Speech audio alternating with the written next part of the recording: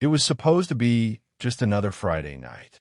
After a long week of work and stress, Melissa, a single mother of two, decided she deserved a little break. Her friends had invited her to a late-night party across town, and she thought, what's the harm in going? Just a few hours, and I'll be back before midnight.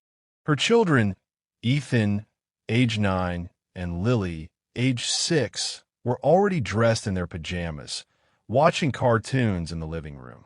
Melissa kissed them goodnight, reassuring them that everything would be fine. She told them she'd be back before they even woke up. With that, she grabbed her purse, slipped into her heels, and quietly locked the front door behind her.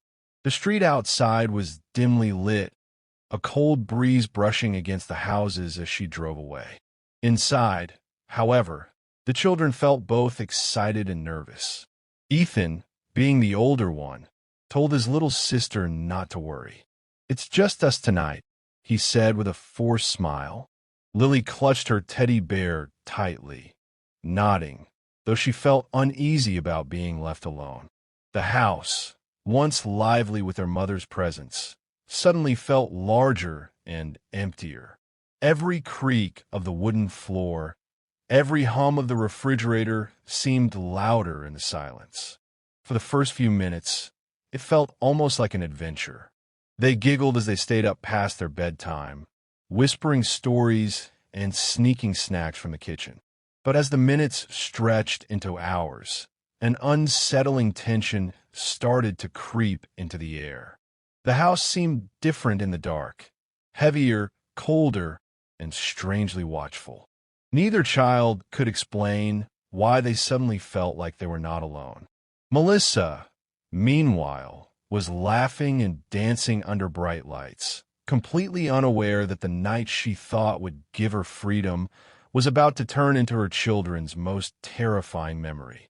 As the sound of their mother's car faded into the distance, the house settled into a silence that felt strangely heavy. Ethan and Lily looked at each other, half excited and half nervous. For the very first time, there were no grown-ups around, no rules, no bedtime warnings, and no one telling them to finish their milk or brush their teeth. Ethan, trying to act like the responsible older brother, puffed out his chest. "Don't worry, Lily," he said confidently. "It's just us tonight. We can do whatever we want." His words gave Lily a small smile, though she still held her teddy bear close as if it could protect her from the stillness that hung in the air. They tiptoed into the kitchen, giggling at their own bravery, and pulled out cookies and chips they weren't usually allowed to have after dinner. Sitting on the couch, they munched noisily, their laughter bouncing off the walls of the quiet living room. For a little while, it almost felt like fun, like a secret sleepover with no adults to spoil it. Ethan suggested they play a video game. The colorful lights of the television brightened up the dark room, and the fast-paced music helped them forget, at least temporarily, how empty the house felt. Lily squealed with joy every time she won, her earlier worries slipping away with each round. But as the clock ticked closer to midnight, the laughter started to fade. The house seemed too big, the shadows in the corners darker than before. The walls, which had felt safe and familiar during the day, now appeared to stretch endlessly. The game controller slipped from Lily's hands as she turned her head toward the hallway. "Did you hear that?" she whispered. Ethan paused, his heart skipping a beat. For the first time that night, he realized how alone they truly were and how vulnerable. The laughter that once echoed in the living room slowly dissolved into silence. Ethan turned off the video game, and for the first time that night, the ticking of the wall clock felt deafening. Lily sat curled up on the couch, hugging her teddy bear so tightly it looked as though she might crush it. Then it came, soft, almost unnoticeable at first. Creak. A floorboard groaned somewhere down the hallway. Ethan froze, his eyes darting toward the dark corridor that led to the bedrooms. "Maybe it's just the house," he whispered, forcing a smile he didn't feel. But deep inside, He wasn't convinced. Lily's little voice trembled. What if someone's here? She glanced nervously toward the shadowy doorway. Ethan tried to act brave, but the goosebumps crawling across his skin betrayed him.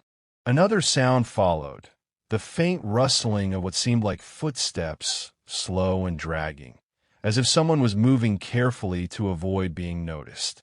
The refrigerator's hum, once comforting, now felt like a distraction from something far more sinister.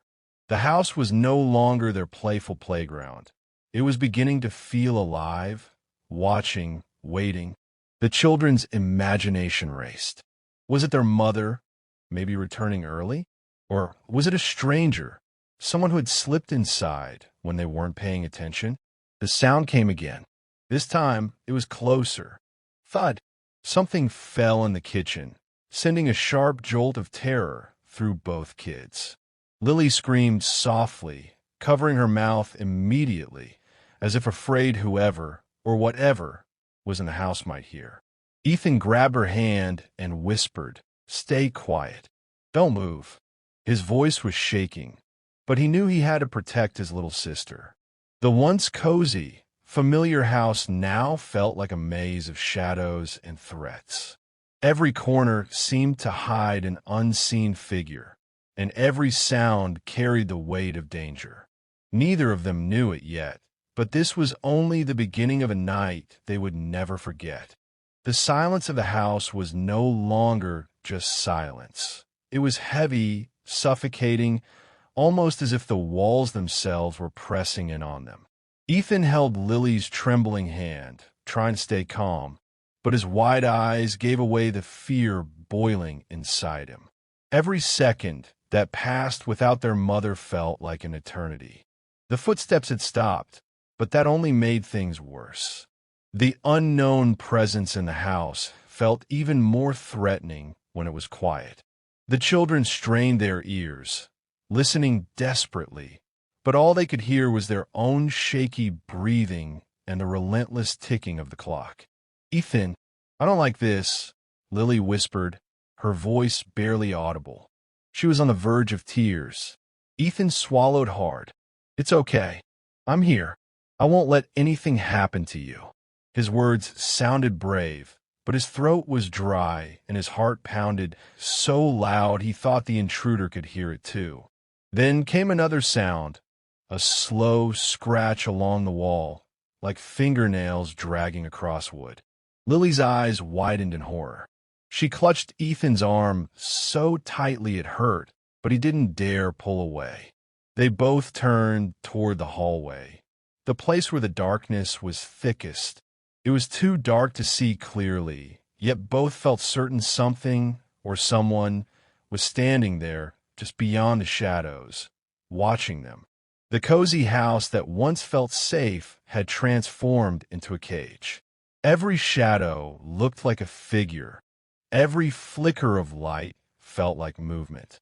The children's imagination, fueled by fear, painted terrifying images in their minds. Masked strangers, monsters, glowing eyes. Ethan finally whispered, "We need to hide." He pulled Lily toward the nearest bedroom, closing the door behind them as quietly as possible. Their small bodies trembled under the blankets as they held each other close, praying for the night to pass quickly. But deep down, both of them knew the night was far from over. The real horror was only beginning. The bedroom was dark, lit only by the pale moonlight spilling through the thin curtains. Ethan and Lily huddled together under the blankets, their tiny hearts racing. For a few long minutes, nothing happened. The silence almost convinced them that maybe it was all their imagination. And then, tap, tap, tap. The sound came from the window. Both children froze, their bodies stiff as stone. Slowly, Ethan turned his head, his breath caught in his throat. There, just beyond the glass, was a figure. It stood motionless, its face hidden in the shadows, but its outline was clear, tall, broad, unmistakably human. And then the most terrifying detail revealed itself. Two glowing eyes, piercing through the darkness, staring directly at them. Lily let out a muffled sob, burying her face against Ethan's chest. Ethan felt his stomach drop, his entire body trembling uncontrollably. He wanted to scream, to run, to do anything, but his legs refused to move. The figure didn't knock, didn't speak. It only stood there, watching. Minutes felt like hours as the children sat frozen, too terrified to even breathe. And then, as suddenly as it appeared, the shadow leaned closer, pressing against the glass as if testing the barrier between them. Ethan whispered, his voice breaking, don't look at it." But Lily, unable to resist, peeked up and locked eyes with the glowing stare. Her scream filled the room, echoing through the house like a desperate cry for help. The figure stepped back into the yard, swallowed by the shadows of the night. But the fear it left behind remained, heavier than ever. The children didn't know if it would return, or if it had already found another way inside. At that moment, one thing was certain. The house was no longer theirs. It belonged to whatever had been watching them all along. The front porch light flickered as Melissa's car pulled into the driveway. She hummed to herself, still in high spirits from the party, never imagining the terror her children had endured in her absence. The night felt colder now, and as she stepped out of the car, a strange unease brushed against her, something she quickly dismissed as exhaustion. She unlocked the door and pushed it open, expecting to find her kids asleep in their rooms. Instead, the first thing she noticed was the silence. Not the peaceful kind of silence, but the heavy, unnatural kind that sent a chill down her spine. "Ethan? Lily," she called out softly. There was no answer. As she stepped further inside, her heels clicking against the floor, she froze. The front door lock was broken, hanging loose as if forced open from the outside. A wave of dread rushed through her. Melissa dropped her purse and hurried toward the hallway. That's when she heard it, soft sobs coming from one of the bedrooms. She rushed in and found Ethan and Lily huddled together on the bed, their tear-streaked faces pale with fear. The sight shattered her heart. "Oh my God! What happened?" she cried, wrapping her arms around them. Lily clung to her tightly, sobbing uncontrollably. Ethan, still shaking, whispered, "There was someone here. We saw them." Melissa's eyes darted toward the window. It was wide open, the curtains swaying gently in the cold night breeze. She felt her knees weaken. Her party clothes suddenly fell out of place, almost shameful, as guilt tore through her. She had left her children defenseless, and something had come for them. Trying to stay strong for their sake, she whispered, "It's okay. Mommy's here now."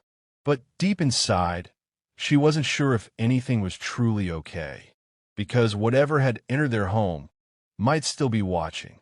Melissa tried to calm the children, rocking them in her arms, but their trembling bodies told her this was more than just childish fear.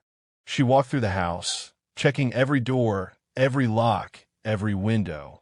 The broken front door and the wide-open bedroom window screamed that someone had been there. But the question remained, who and why?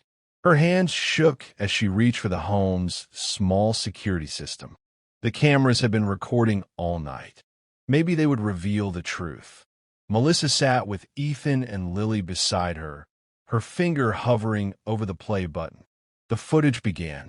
At first, it was ordinary, just the kids in the living room, laughing, playing, eating snacks. Then came the moment Melissa left.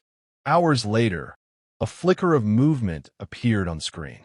A tall, shadowy figure stepped into view, lingering just beyond the porch light. It didn't move like a neighbor or a passerby. It lingered, still and patient, watching the house with an unsettling intensity. Melissa's breath caught in her throat. She fast-forwarded. The figure reappeared several times, at the window at the edge of the yard, even standing by the back door. Each time, the glowing reflection of its eyes caught in the camera, shining unnaturally bright. But the final clip was the worst.